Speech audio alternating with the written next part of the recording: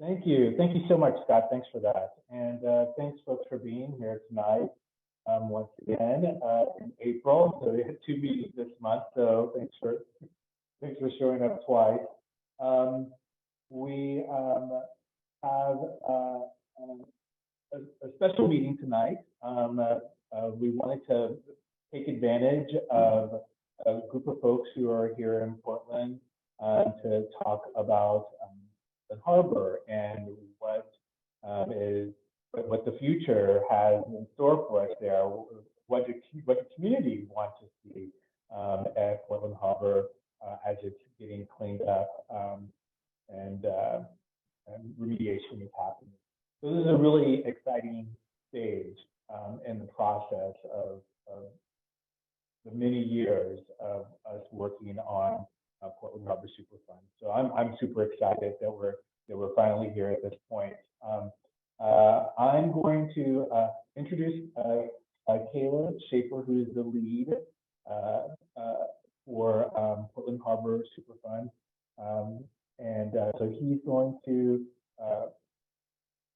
I'm going to have him pop into my seat, and then he's going to introduce our guests who are going to be getting some community feedback.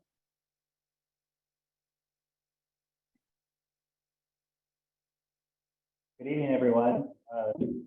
As Michael said, my name is Caleb Schaefer. I'm with the EPA Environmental Protection Agency. I'm the Portland Harbor team lead, and really appreciate you all being here tonight for this special session. As Michael mentioned, we have folks that contractor works with EPA in town, looking at the site, visiting with various stakeholders, and what they are doing is they're looking at future use of the site, and this is something that we commonly do at Superfund sites under our Superfund redevelopment program. A site like this, which is in an urban area, heavily used, has a lot of various stakeholders, a lot of interest, a lot of ideas on future use and what that might be. So this effort is just the preliminary stages, information gathering phase. And so we are currently here, and CO is performing this as a contractor today, meeting with various folks. So we've met just to share some of the information and what these groups that we've met with. We have met with Metro, we met with the City of Portland, the Planning Department, we met with the Port, we met with the Portland Harbor Community Coalition, Willamette River Keepers. We intend to meet with Yakima Nation next week. We are meeting with West Multnomah County Soil and Conservation District, just to name a handful of folks. And this group here is obviously an important stakeholder at this site, and so we want to hear from you as well. And so tonight is really an input session and an opportunity. Certainly not the only opportunity. If there is further interest for discussion or suggestions on other stakeholders who might be valuable to talk with regarding that as well. So I will leave it up to Skio to go into a lot more detail into what they're doing, but leave it at that for now. And perhaps before we kick off the formal presentation, we will, let's see, I guess I'll just introduce Alicia. Before you do that, Caleb, this is Scott Burr. There was some folks that were asking for your contact information. Would you be able to put that into the chat? Yes, I will put it in the chat when I'm back on the laptop. Awesome. Thank you. Okay. So I will do that now and then turn it over to Alicia, who is from CO, who will be presenting tonight. Do you want to try and introduce the whole CO team? Yeah. Okay. Yeah. Great. So again, Alicia Wilson with CO, and I also have my colleagues. I'll have them raise their hands here. You can see them on the video down the table. So Brandon Lawson and Bianca Bob. Yeah. Great.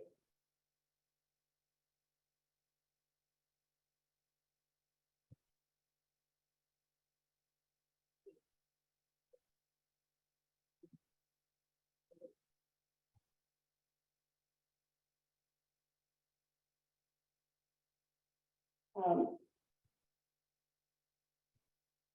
just take a moment to make this transition.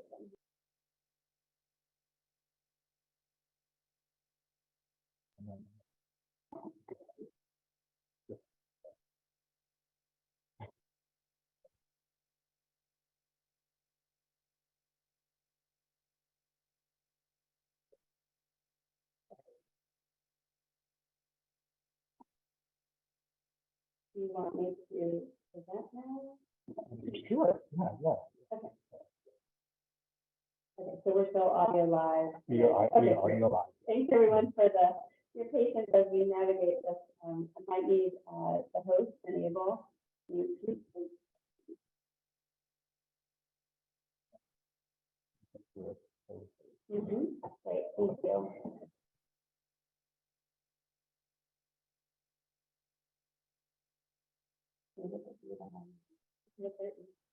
Okay. Lisa, are you having a little technical difficulty there? I know, I'm just waiting to be able to present. Okay. The data.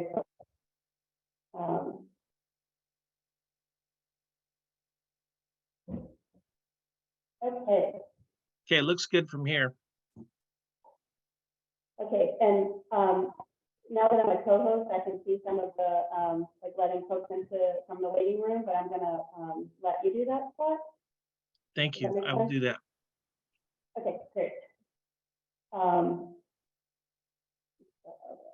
Great. So again, this is an opportunity for us to just provide an overview of EPA's Superfund redevelopment program and the technical assistance for the Portland Harbor site. Hi, Elisa. This is Scott Burr.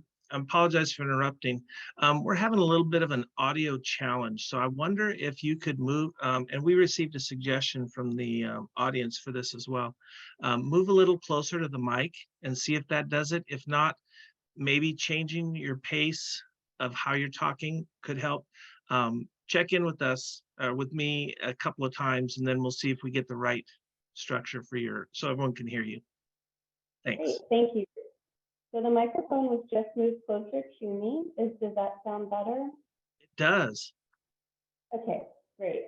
And please don't hesitate to interrupt me if there's any audio issues or something is not clear. This is really an opportunity to share two ways. And so if one way is not working, we need to fix that. Oh, thank you. Great. So again, I know a few folks have joined as we were getting set up here. I'm Elisa Wilson with Geo Solutions, and I have my colleagues Miranda Maupin and Bianca Boggs down at the table here. And we are EPA's contractor under the Superfund redevelopment program. And I'm just going to provide a brief overview of the program and the assistance that's being provided to this site.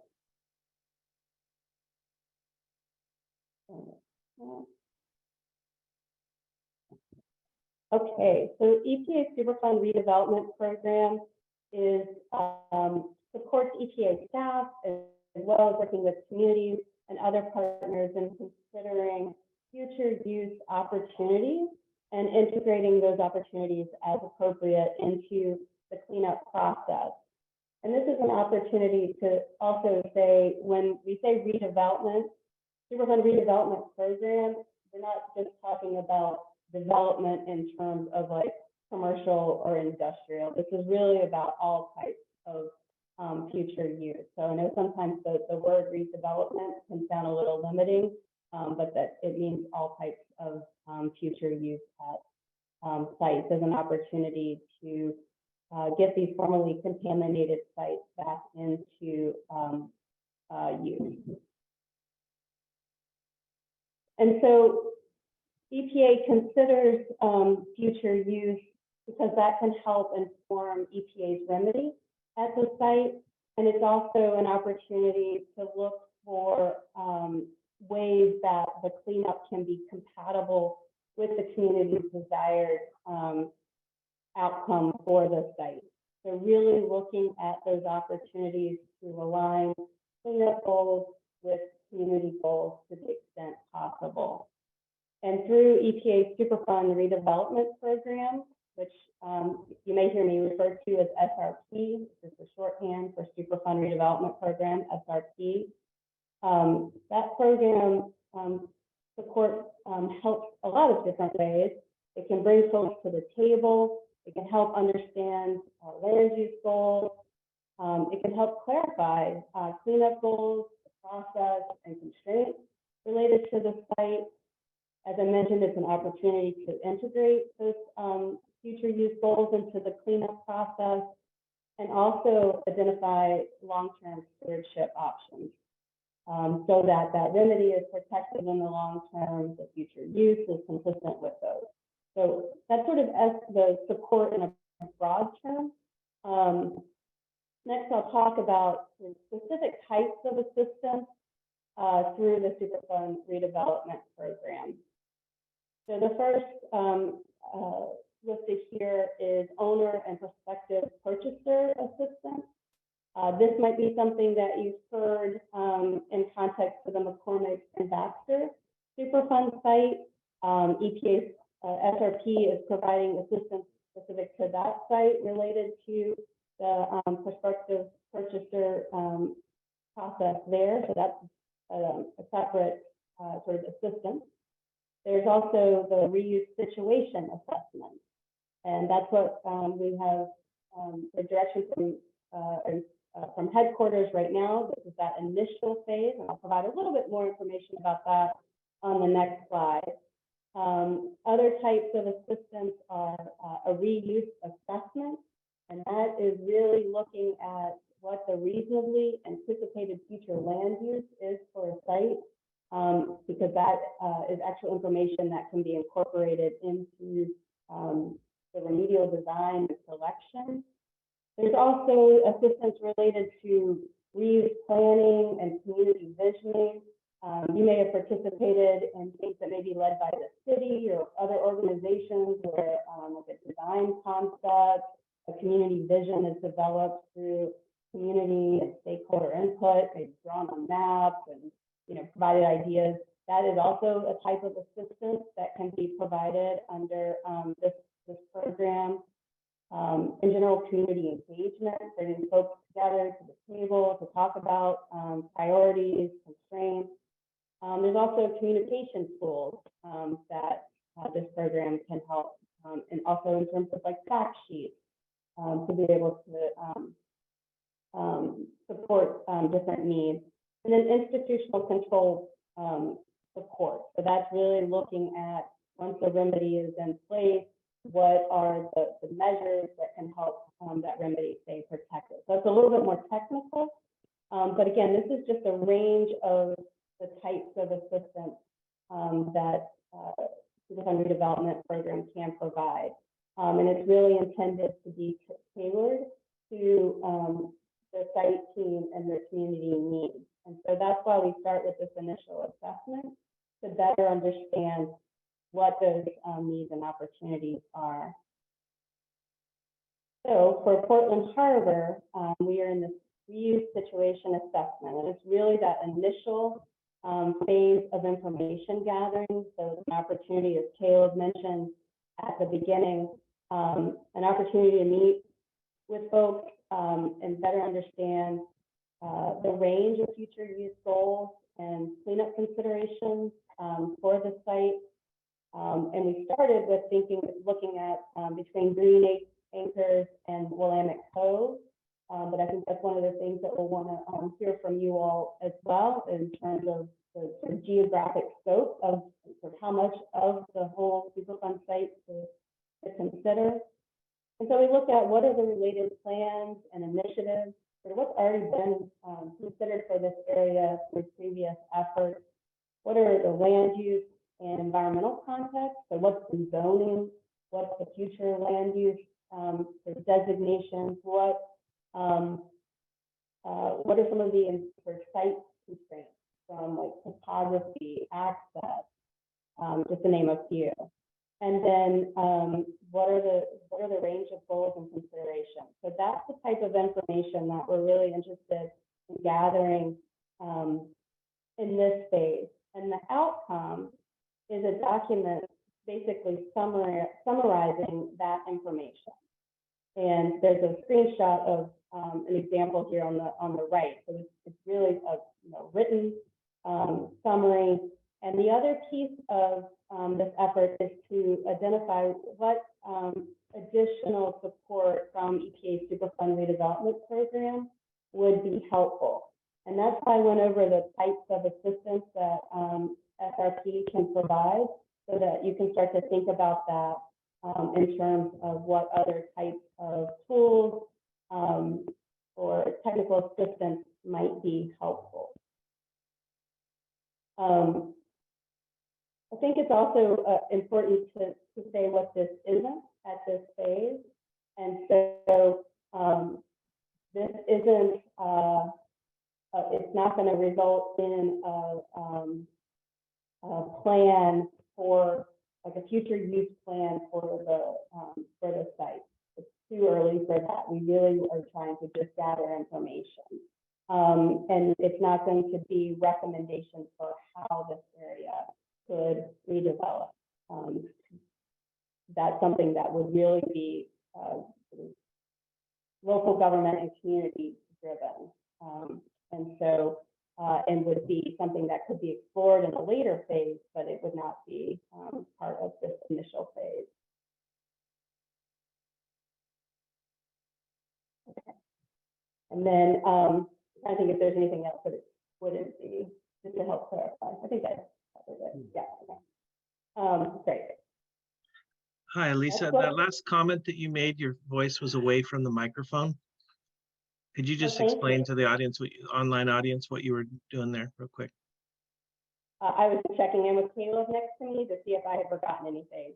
So, and he confirmed I did not forget anything. Yes. Good job. Thank you. Yeah, thanks for catching that. Great.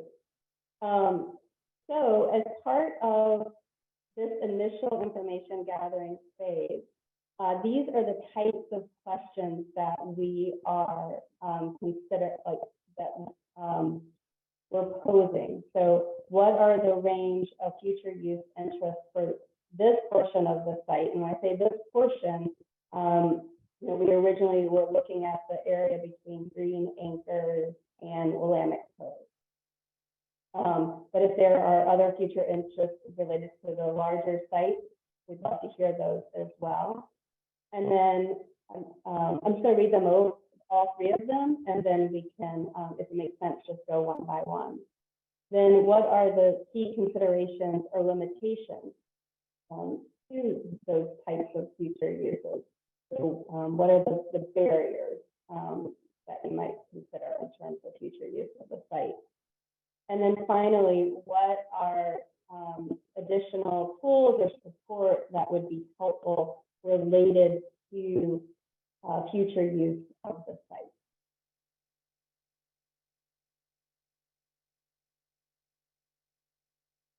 So this could be an opportunity to open up the dialogue, and we can go through each of starting with the first question.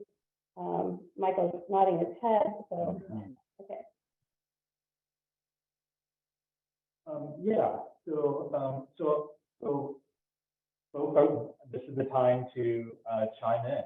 If there are any questions, we could just go ahead and just start with that. So what are the range and future use interests, for this portion of the site? I do have a question though. Sure. I was actually kind of curious, like why was the interest initially just kind of limited to, Willamette Cove? Is that, I'm just wondering if that has to do with folks that are signed on yet, or still negotiations? That's a great question. Caleb, do you want to? Yeah, so it really. Hi, this is Scott. Excuse me for interrupting. We lost the audio there. Just please repeat the question. That would be great. Yeah, sorry about that. That was me.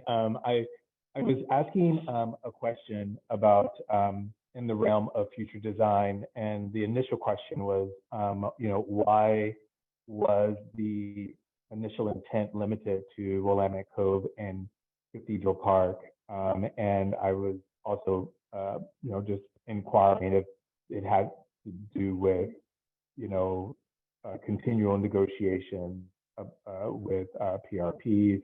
And then Caleb was going to continue and discuss on that. Okay. Hey, Michael, the way that you were using the microphone right then was really much stronger than we've ever heard as an audience online. So whatever that orientation is, maybe you can show that to the rest of the folks. Thanks.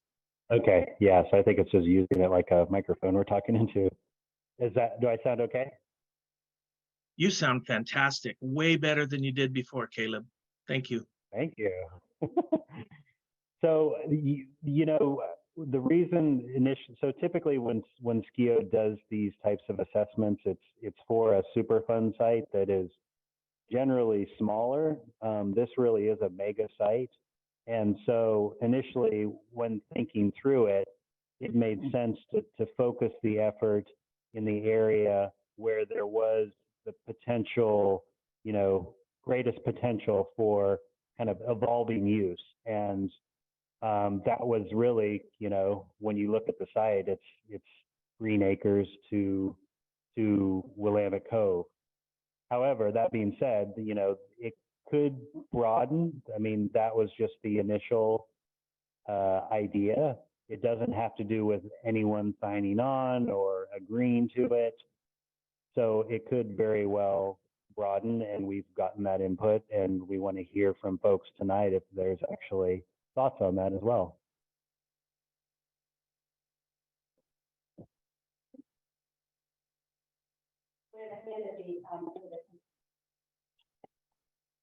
Hi, it's Sarah Taylor. I am interested in the comprehensive plan, and in particular the North Reach, because right now we don't have a North Reach plan. And I think it's really important that Portland move forward with the North Reach plan at the same time that we're doing this. We're also working on an economics opportunity analysis. And I think all of those things have to happen together. And right now, a lot of the city is zoned heavy industrial. I believe that is a civil rights violation, given the definition. So I know that I have no intention of the classification of heavy industrial staying in this area.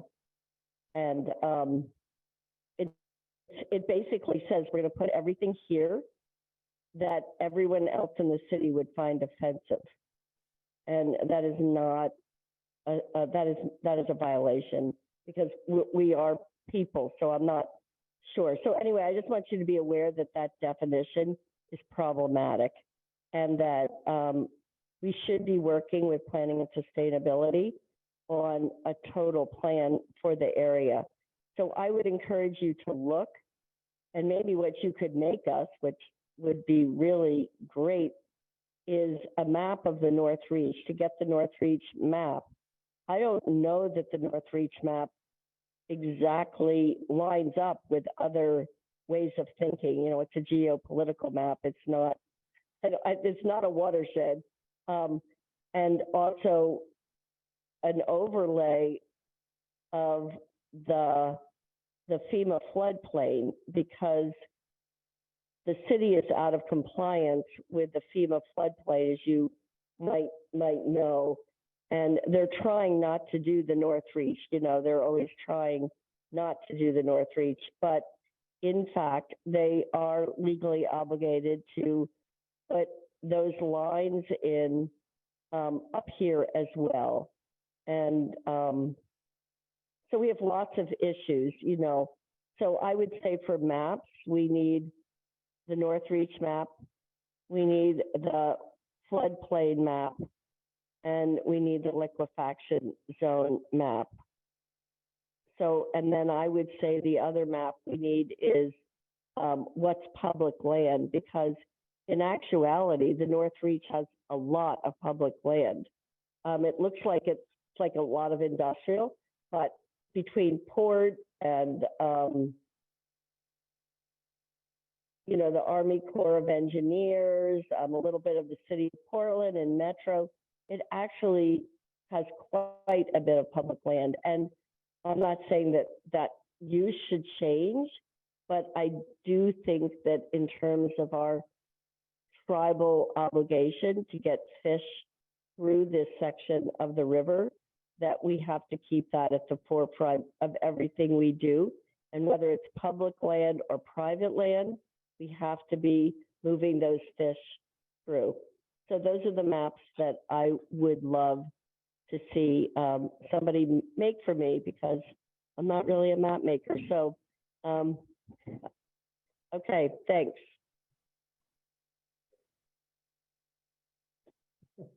Was there anyone else that had any questions or comments in the room? Is there anyone online, Scott, that has any questions that you've seen? Yes, let me just go back here. Okay, so one question. Does SCAO factor the public land investment losses incurred after the inevitable Cascadia earthquake results in a massive fuel tank collapse in the North Reach? Geology will likely nullify such investments, correct?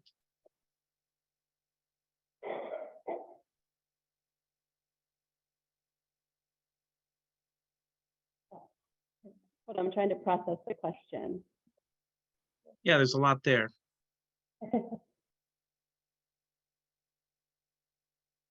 Yeah, do you want to- Yeah. So in terms of public fund investments, I'm thinking that's perhaps infrastructure, but not necessarily knowing what that is. This effort, the intention isn't to look at the Cascadia earthquake or the effects after that. I don't believe that's typically part of a reuse type assessment.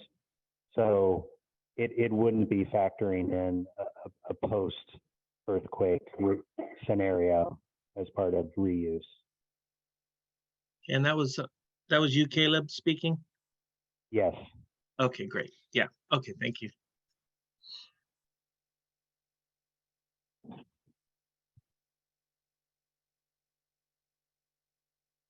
Okay, so I guess we could possibly go on to,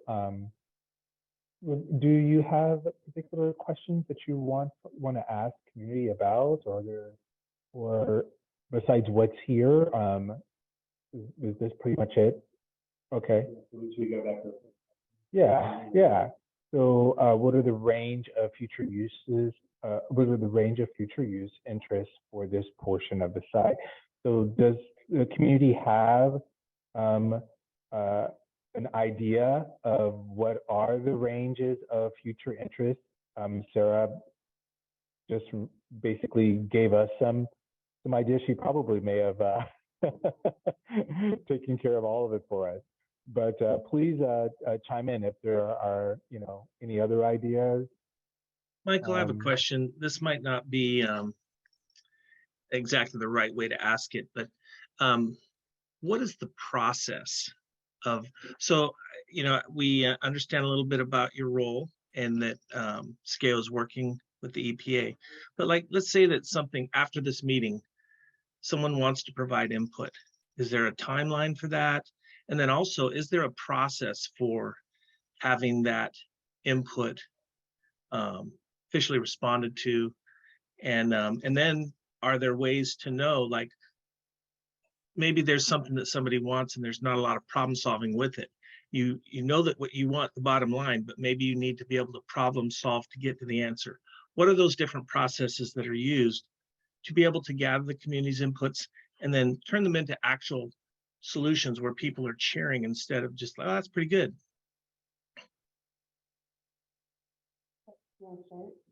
Sure, this is Caleb. I'll go ahead and start and then pass it over to Alicia to add to that. So in terms of process, you know, the idea of this first phase is to be kind of information gathering and to collect all the information and ideas and not necessarily respond to those.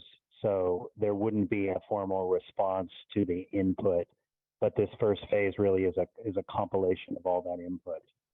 And so hopefully the idea is it would be comprehensive. We also, you know, in terms of you also asked about timeline, and we want to give enough opportunity for folks to provide input. So, you know, while we're here for a couple of days, we have meetings set up next week with folks, and we want to hear if there are other recommendations of the folks that we talk with, because we do want to make sure and include everyone and allow for that opportunity. So there's no, you know, urgency in terms of you have to get this input by this date, but I also think that SKIO has a typical time frame where they like to complete these, so I will pass it over to Alicia to add to that.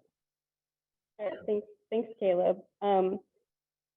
So as Caleb mentioned, this is this initial information gathering with really the idea of being able to identify the range of sort of related initiatives, what's already being considered, and where are sort of what are the opportunities for additional support. So it's not necessarily intended to be sort of this lengthy process, because the idea is to kind of drill into like what would actually be really helpful in terms of support related to future use. Now, I will say with other parts of the cleanup process, there are very intentional opportunities for engagement. And then the summary, what we are producing in terms of the reuse situation assessment will be provided. It will be a public document, so there will be opportunity to refer to that. If there are anything missing, that I would say there's the opportunity to provide that as well. But it's also, you know, in terms of future use goals, it's probably a little high level as well. Like there's the goal to, you know, for salmon habitat, increased access to the river. So it's at that level. So if there's like a key goal missing, that would be really helpful to make sure is captured. But I think the thing that would also be great to consider is the recommendations for additional support that can be tailored to the interest of the site team and the community. Okay. May I do a follow-on question real quick? So hold on just a second. We had two hands that came up in the room at the same time. So Michael, I'm going to defer to you in terms of how you run the meeting. Let's have, and then we'll go to you. We're going to have Doug Larson here. Hi, Doug Larson. So economic development always has troubles valuing intangibles. It's really easy to say, if we use the river in this fashion, we'll make X amount of money and our profits will go up and there will be some spillover that will benefit the community. But the community values of recreation, clean air, clean water, it's hard to put a cost on those. So the equation ends up being unbalanced.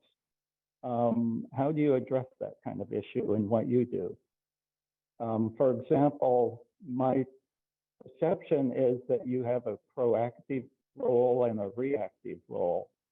The reactive role would involve a specific company coming to you and asking what they need to do to develop a site on the river. But the proactive stuff is what we're interested in, really. How do you engage the community? How do you make them aware of what's even possible? That's probably enough for one.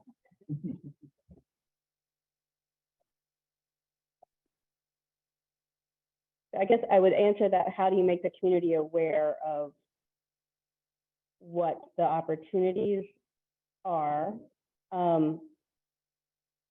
Well, this phase is not going to do that, but it would identify the need for that. And so then we can think about, is there a way that through EPA Superfund redevelopment program that could be addressed in the way that if additional assistance is related to community engagement or developing a strategy, that would be an important component.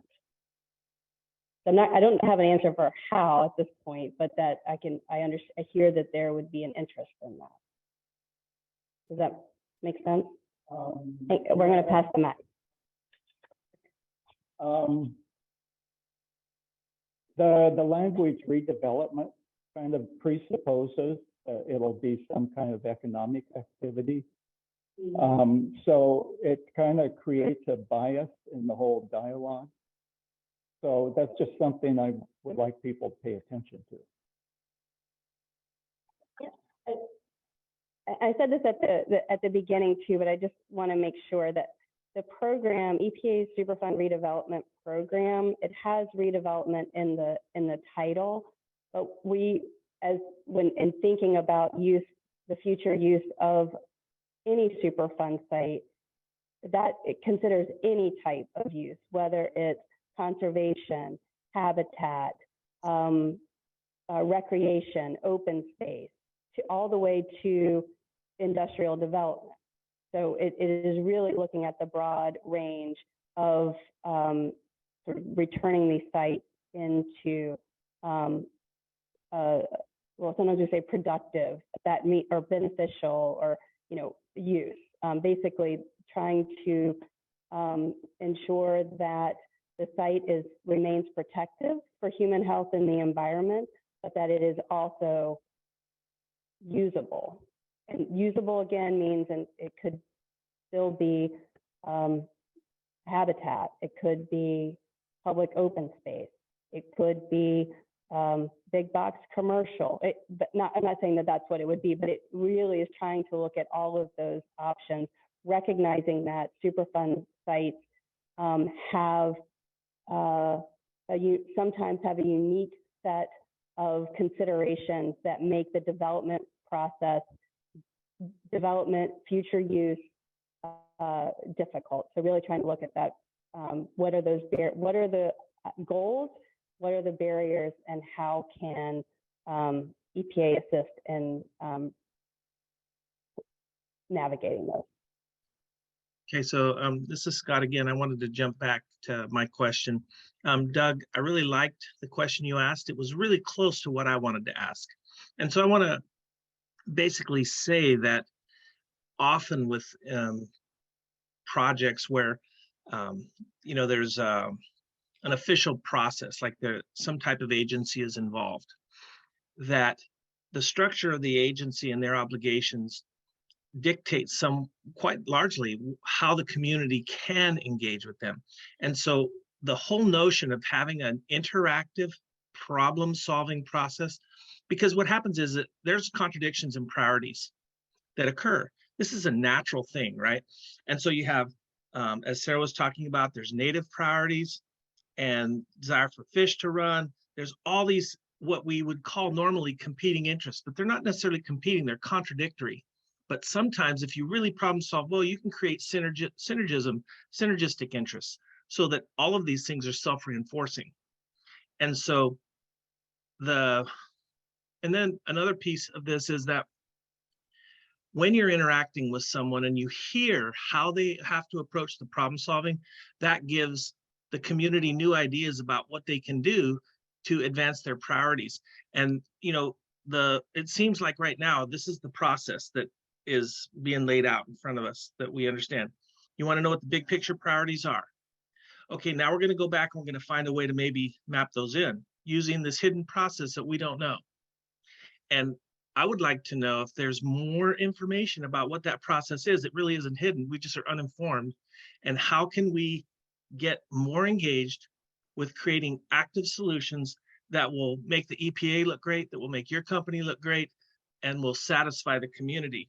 That's how people who pursue innovation, that's how they think, that's what they do for a living. Great. So I think just to recap, what I'm hearing from you is an interest in a process to be able to talk about future use interest in a way that is transparent and has an opportunity for community to be engaged in the future use, or thinking about the future use of That area. involves real engagement with problem solving. Like if there's a contradiction in priorities, that groups would have a chance to really not just fight, but actually, hey, we're going to try to really find a solution where, you know, you get what you want and I get what or we're all getting more of what we all want. Mhm. Great. And this is exactly the type of information that is really helpful to gather at this point of this initial information gathering. What are the needs and the interest? What would be helpful for the community in terms of being able to think about future use of this area? So thank you, Scott. Yeah, you bet. I saw some notions in the chat too that Well, one and person. Sarah had her hand up. Yeah, I just. Oh yeah, if you we bet. go in- Yeah, yes, sorry, so we have a little bit of a stack here, Scott, 1 second, okay? Here's, So I'm making you a little handout, so, because that's my personality, but I also would like you to, while you're here, to collect the data on the history of the area. And you know, Caleb could take you to Lloyd Center and you could see the exhibit. If you really wanted to get inside, we can let you inside, or you can just look at it from the outside. But, you know, the story of this area is a profound story of displacement, murder, poisoning, loss of jobs. It is an area of resilience and amazing people. But I hope that you will use your time to also learn that story, because I don't think that we can begin to look at that redevelopment until we acknowledge what happened here. And, you know, I know now it just kind of looks like this stretch of river, but there's a lot of stories. I'm also happy to go for a walk with you, as Caleb knows. But I would just really encourage you to make learning the stories of this area, because every site that you look at to redevelop, I promise you, I can tell you a story of wounded people. And I don't think that we should look at any site without looking at the history of that site. Thanks. okay, Scott, if you want to go ahead and do your stack that you have there. Okay, hang on. Okay, hang on here. Back to the chat. Okay, so some of these are comments. Let's see here. Okay, so this is a comment. Please consider as a community input that investing in remediation, which for sure will be overcome by worse than the original pollution, is not the best idea for federal funds unless I missed something, sort of a guaranteed loss. How do you ignore 600 tanks built on sand? Okay.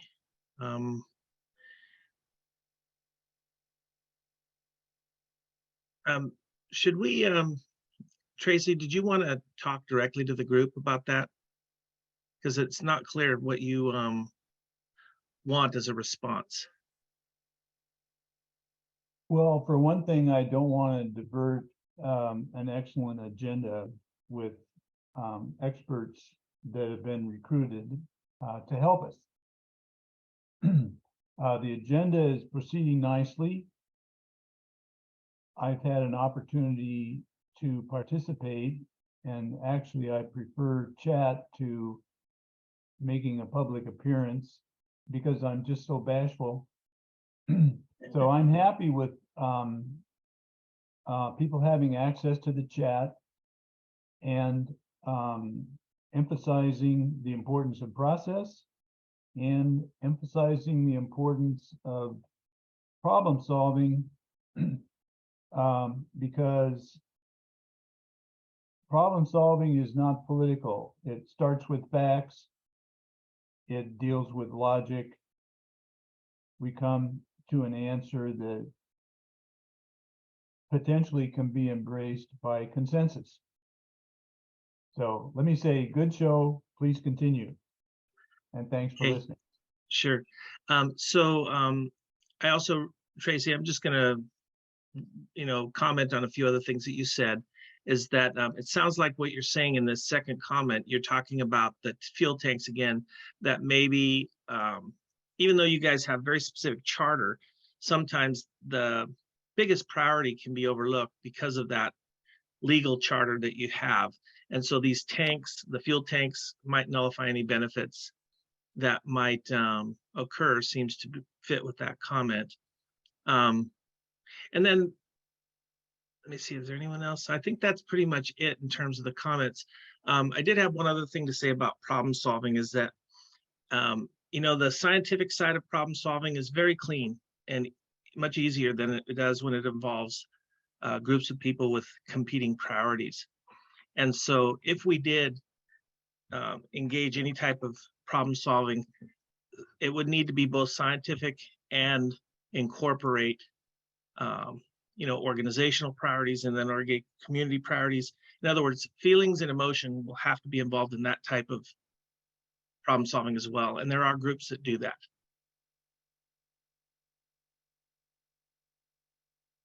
Okay, thanks for that there, Scott. Are there any other questions in the room, or anyone have any comments? I have a comment. I've been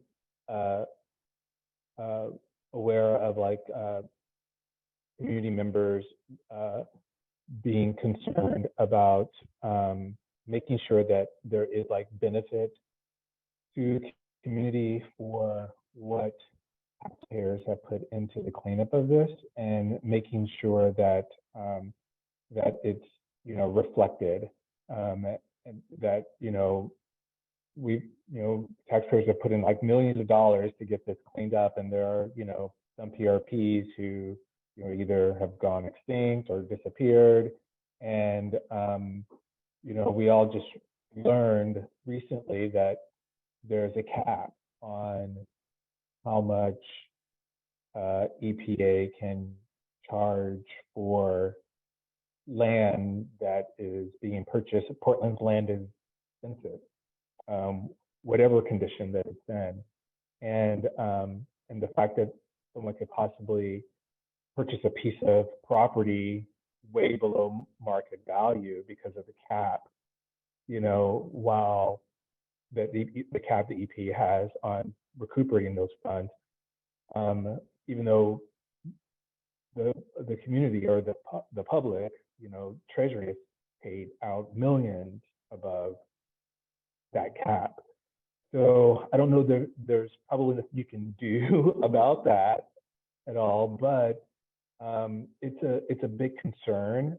Folks are aware of it, and there's a lot of big hopes and dreams about the Willamette River. Everyone's super excited to be on the river and be in the water. We are wanting to have, possibly future transportation on the water, and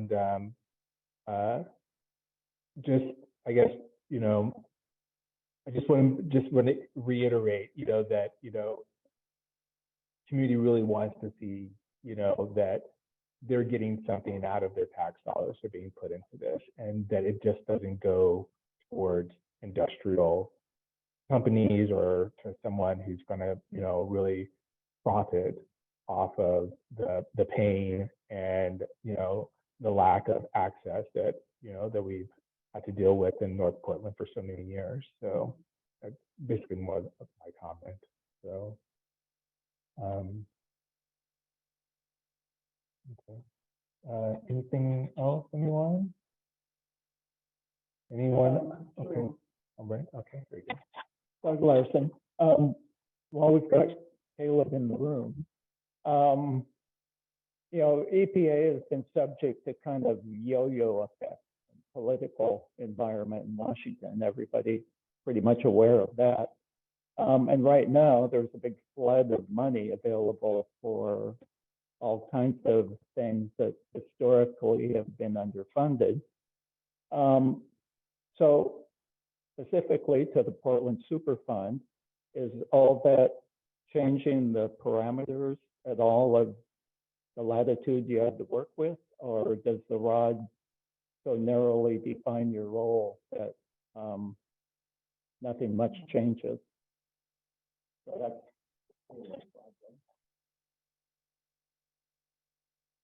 Yeah, so, we are implementing the ROD, and we are, our program is a statutory program, so that overall is not changing. We are still implementing, the regulations we have authority for, and the program that we were directed via the statute when it was promulgated. There are, in terms of changes, you referred to funding, and the infrastructure law certainly injected a lot of funds into a lot of federal agencies, and we see some of the benefits, I think, of that here at the Superfund site through opportunities like environmental justice grants that we see through the listservs, and those opportunities for organizations to receive funding through that. That's a good example of injected funding and how folks are kind of seeing that in reality. The infrastructure law, the way it was written, is that money can only directly go towards construction and at Superfund sites. So while we aren't getting direct infrastructure dollars here, we are benefiting from other dollars that are freed up because of infrastructure dollars, because we're not doing construction, right? We're in the design phase. So we are, using some of those dollars to perform remedial design at Cathedral Park and the unassigned areas. And I think that's a real benefit from the injection of funds via the infrastructure law. Not direct, but it is indirect. So those are the immediate things that kind of come to mind in terms of benefits that we are seeing from this funding aspect. And certainly, I don't know that I have another comment on the political influence and things. Federal agencies have been politicized more and more, and EPA definitely we get talked a lot about in Congress. And but I would say from the perspective of the Superfund program, we have a statute that has kind of remained strong and has held up, and a program that is strong, and we've successfully cleaned up sites, and that has been through a number of administrations going back for decades. And I think I have a lot of confidence personally in that and the program that we implement because of the strength of the program.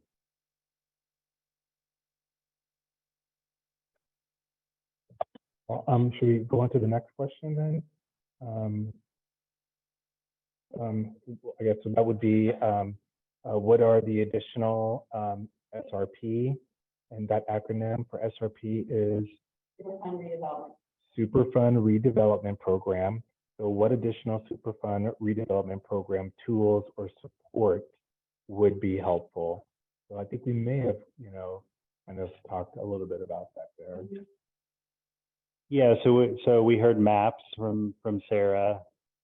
We've heard, Scott mentioned a process where there's inputs, and so those are the couple things. Those are the types of things we've heard so far, but certainly want to hear others as well. PPAs, prospective purchaser agreements.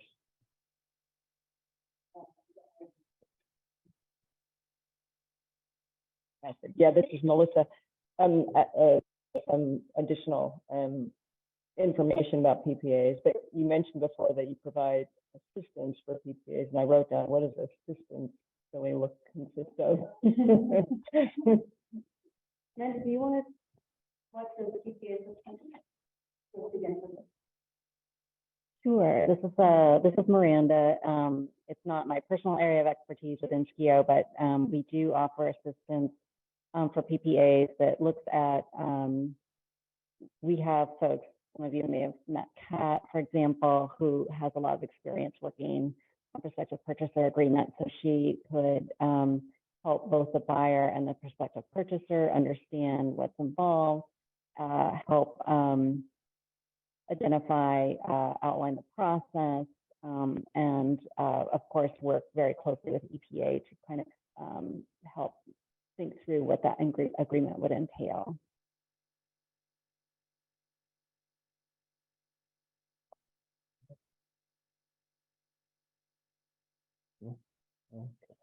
All right. Okay, so I guess we could move on to next steps. One second, we got Melissa. It has been really great to see the interactive story map that has been coming out, and I am wondering, is this going to be an interactive format, your deliverable? And also, could it be an interactive format of some kind, a web-based interactive format? And also, I know we talked about it a little bit earlier, but do you have a timetable for this first phase deliverable? Great. So this is Elisa again. So we do have the capacity to, and we do support EPA in developing story maps and interactive tools.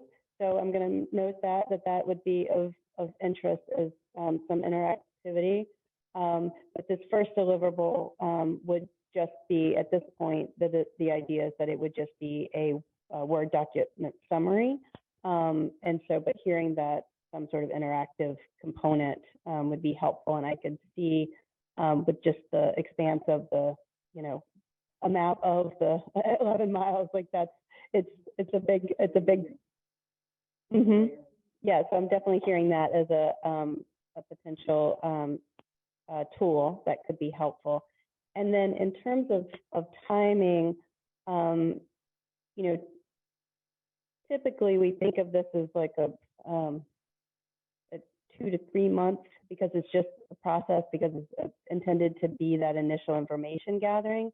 But I think that's also driven by, making sure that we have the opportunity to reach out to those key folks. And so that might inform our timing, given that this is such a large site and stakeholders. But the goal is to really kind of, it's almost like a SWOT analysis, right? Like where you come in and kind of get a sense of, which is like strengths, weaknesses, opportunities, and threats. It's not really that, but it's meant to be a little bit of a initial sense, so that can really identify what additional. Okay. I think we're almost wrapping up, so it's perfect timing. Thank you, Sarah. So yeah, so it's really meant to be in the next couple of months. Did you want to add to that? I wanted to make sure and acknowledge, especially for folks that may not be aware, that we do have a story map for the site. It is very good. If you haven't seen it, I encourage you to look at it. And so if there were any interactive component, or it'd be an addition to the existing story map. Yeah, exactly. So it's a great story map. So again, if you haven't seen it, maybe we can put it in the chat and folks can look at it. Hey, that's great, Melissa. Thanks for that information, those suggestions. Okay, and so anything else on this anymore?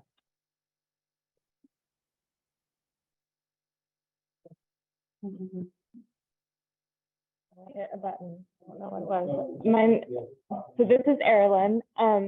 Just because it sounds like you're, like this is really big, like the big overlook thinking, and so just that reminder, hearing what everyone is saying around the table, how the reminder of how the language that we're using for projects is really important, and it's really important from the inception.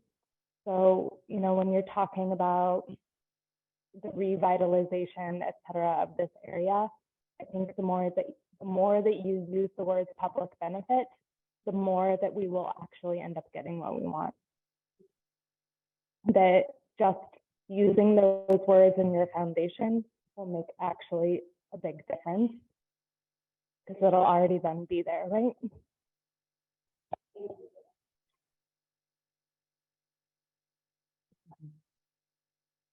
So I'm guessing you're probably a big company that responds to EPA nationwide. Are you guys juggling a bunch of projects at the same time, or is your work group focused specifically on Portland Superfund? In terms of, so the question was in terms of the support that we're providing, our workload.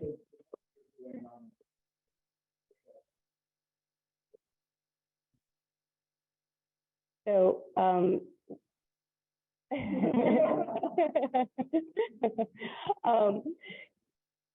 you know, the joke was, do we have you all to ourselves?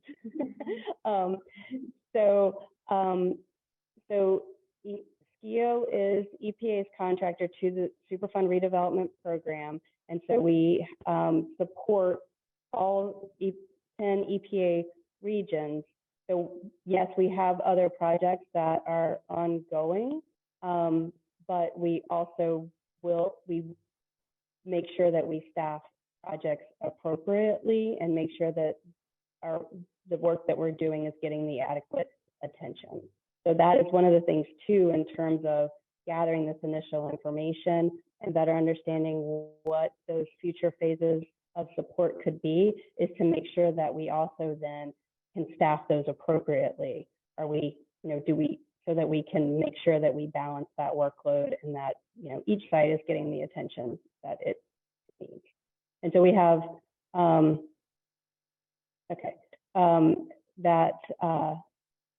yeah, so it's sort of our company model too, to make sure that we are doing a good job for the communities that we work with and support them.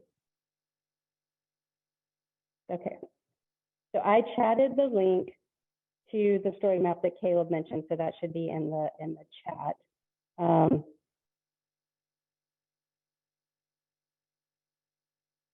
not sure if there's a comment specifically to EPA around contract deliverables. And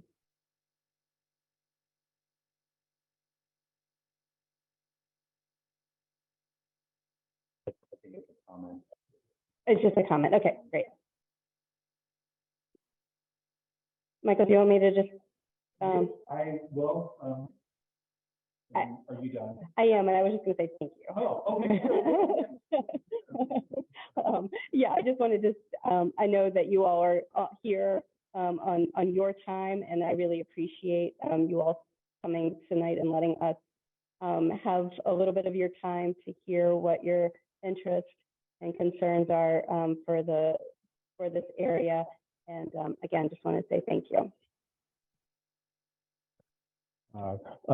Well, thank you. Thank you for being here and helping us with this project. We can be a little bit selfish. We don't like to share. So we love our river, and we love our communities around it as well. So just want to run through some really quick quick announcements. Vanport Mosaic Festival is going to be coming up in May, May 18th to 29th, and they're also going to be working with Portland Harbor CAG and the Braided River campaign at the Lloyd Center. So they'll be, if you're interested in that, I think it's a great thing. You get to learn so much about the history of the neighborhoods and the small towns that were on the Willamette River, and also about, you know, the whole shipping area during World War II, and the Vanport area and those communities that were impacted. So keep your radar open, aware of the Vanport Mosaic Festival that's going to be happening. And all this information too is in the announcement that we sent out. So there's also, you know, the Portland Harbor virtual coffee chat. That's going to be happening on April 28th at 12 p.m. You can reach out to, everyone knows Laura. You can reach out to Laura Knudsen about that. And like I said, that information is also in the announcement that was just recently sent out. I'll also have the Vanport announcement and next month's CAG meeting announcement too. There's also the River Lament that is happening May 13th. This is an RSVP requested event too. This is with Ecumenical Ministries of Oregon, University of Portland, and Eco Faith Recovery Group. This is on Saturday, May 13th at 10 p.m. to 12:30. That's Saturday, May 13th.